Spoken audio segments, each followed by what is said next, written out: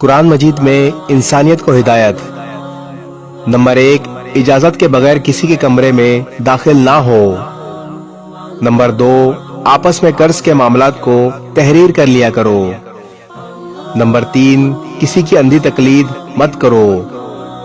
Number 4، اگر کوئی تنگی میں ہے تو اسے قرض اتارنے میں مہلت دو۔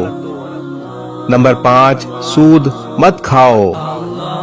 نمبر 6، رشوت مت اختیار کرو۔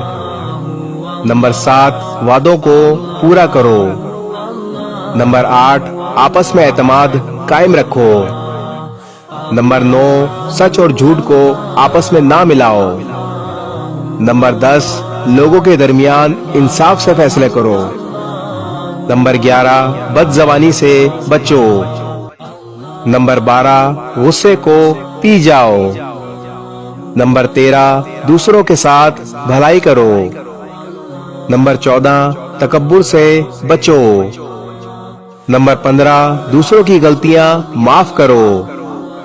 نمبر 16، لوگوں سے نرمی سے بات کرو۔ نمبر 17، اپنی آواز پست رکھو۔